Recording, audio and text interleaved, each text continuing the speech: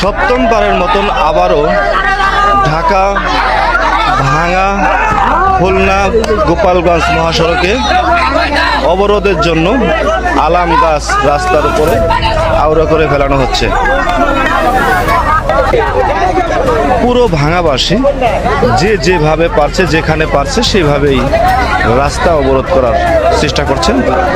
এখানে কোনো প্রকারের গাড়ি চলাচল করতে দেওয়া হচ্ছে না। আলাম গাছ কেটে রাস্তার উপর ফেলে ধর্মঘট পালন করছেরা। আপনারা এই রোডে যারা চলাফেরা করেন খুব সাবধানে চলবেন, জেনে শুনে এই রোডে আসবেন। আমরা চাচ্ছি না যে কেউ ভোগান্তিতে পড়ুক, আমরা চাচ্ছি না যে কেউ জেনে শুনে এই রোড ব্যবহার করে ঢাকার উদ্দেশ্যে রওনা হন বা মাঝামাঝি রাস্তায় এসে একটা বিপদে পড়েন। তাই তো আমি সবাইকে অনুরোধ করব যে আপনারা যাত্রী সাধারণের জন্য জানাচ্ছি, আমরা সকাল 8টা থেকে বিকেল 6টা পর্যন্ত অনির্দিষ্টকালের জন্য একভাবেই আন্দোলন হবে। আজও সেই একই পরিস্থিতি, রাস্তায় খাবে, রাস্তায় শোবে। বঙ্গবন্ধু বলছে, আমি যদি নাও থাকতে পারি তোমাকে যার যা আছে রেলওয়ে রেডি থাক। দেশ স্বাধীন হয়েছে, আইয়ুবের সরকার দেখছি, জিয়ার সরকার দেখছি, খালেদার সরকার দেখছি, এরশাদেরটা দেখছি, হাসিনা। এর ভিতরে সব থেকে ভালো দেশ পরিচালনা কে করেছে? কার আমলে আপনারা ভালো? পাকিস্তান যাওয়ার পর কেউ এর আমলে ভালো নাই, কেউ কাজকর্ম করে নাই। শেখ হাসিনা আইয়া এই রাস্তাগুলা করছে, এই পর্যন্ত আমরা জানি। বয়স্ক ভাতা দিছে, মাতৃভূম ভাতা দিছে, সব পঙ্গু ভাতা দিছে, সব ভাতা দিছে।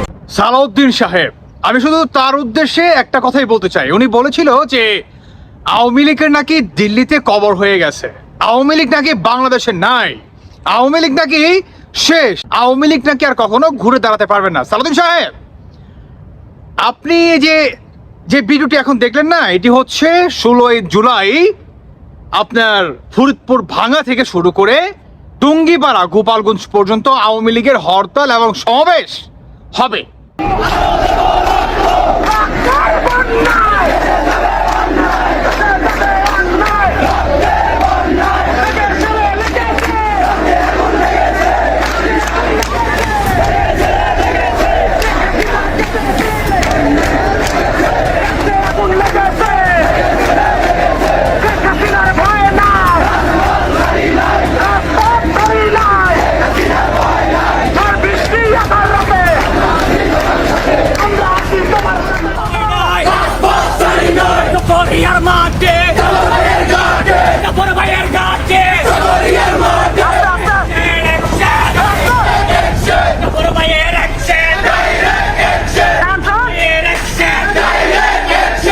যে দেশের পরিস্থিতি, মানুষের গোয়াল লঙ্গি থাকবে না, এখন গোয়াল লঙ্গি খুলে যাবি, লঙ্গি। তারই আগে দেখুন, এখনই আওয়ামী লীগের কর্মীরা রাস্তায় গাছ ফালায়া, সুরকি টেটা লাঠি সুটা নিয়া তারা কিন্তু ভাই রাজপথে নাই আসছে। 16ই জুলাই আরো অনেক দিন বাকি, আজকে মাত্র 7 তারিখ, আর ইতিমধ্যেই আওয়ামী লীগের এই অবস্থা। আপনি বলেছেন যে আওয়ামী লীগ নাকি কখনো জীবনে ঘুরে দাঁড়াতে পারবেন না। কথা হচ্ছে, আপনি আওয়ামী লীগকে কি চেনেন? ইভেন আপনি এই কথাও বলেছেন আওয়ামী লীগ নিষিদ্ধ, আওয়ামী লীগের পুরো সংগঠন নিষিদ্ধ। যদি তারা ঘুরে দাঁড়াতে হয়, সম্পূর্ণ গোটা সংগঠনের বিচার হবে। সালাউদ্দিন সাহেব, আপনি কার বিচার করবেন? আওয়ামী লীগের? আপনি গোটা সংগঠনের বিচার করবেন? কিভাবে করবেন? আওয়ামী লীগের এই যে 50 থেকে 55% যে ম্যান্ডেট বাংলাদেশের ভিতরে, এটা এত কোটি কোটি মানুষকে আপনার বিচার করতে হবে, তাদের সবাইকে কাঠগড়ে আপনাকে দাঁড় করাতে হবে। সেই অ্যাবিলিটি আপনার আছে?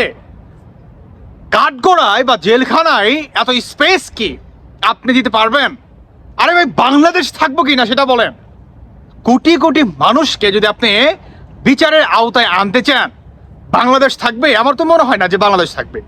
আরে ভাই, গণতন্ত্র তো শেষ হয়ে যাবে। আপনারা যে কি চান সেটা আমরা বুঝি। কেমন পাকিস্তানের আপনার যেদিন স্বাধীনতা, সেদিন আপনারা সংসদে দাঁড়িয়ে তাদেরকে সম্মান জানিয়েছেন, তাদেরকে বাহবা দিয়েছেন।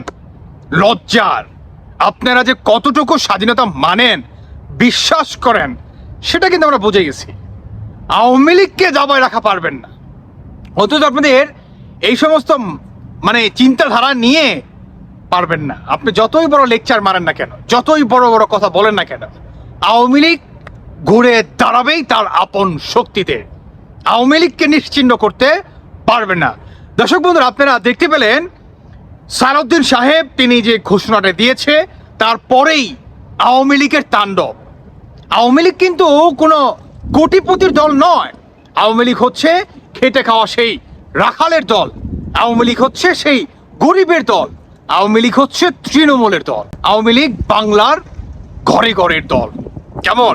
এই দলকে নিশ্চিহ্ন করে ফেলা এত ইজি না, সেটা কেউ কখনো পারবেও না। ইনশাল্লাহ সেটা দেখতে পারবেন। 16 জুলাই এখন পর্যন্ত অনেক দিন বাকি। আজকে মাত্র 6 তারিখ। ইতিমধ্যেই আওয়ামী লীগের অ্যাকশন কিন্তু শুরু হয়ে গেছে, দেখতে পারবেন আরো অচিরেই। আমি শুধু শেষে একটা কথাই বলতে চাই, যারা বর্তমান আপনারা রাজপথে নামছেন নিজের পরিবারের কথা ভুলে গিয়ে, নিজের প্রিয়জনের কথা ভুলে গিয়ে, আপনারা আওয়ামী লীগকে আপনারা পুনরায় প্রতিষ্ঠিত করার জন্য যেই পরিশ্রম আপনারা দিচ্ছেন, সেটি কখনো বৃথা যেতে পারে না। 1971 সালও যেমন বৃথা যায়নি, আপনাদের এই শ্রম, এই ত্যাগ কখনো বৃথা যাবে না। আপনাদের সাথে বাংলাদেশের কোটি কোটি মানুষ রয়েছে, মাথায় রাখেন ইনশাআল্লাহ। দর্শক বন্ধুরা, আপনারা কি মনে করছেন অবশ্যই জানিয়ে যাবেন। ভালো থাকুন সবাই। আল্লাহ হাফেজ। আসসালামু আলাইকুম। যুদ্ধ করে প্রাণের মায়া সঙ্গ করে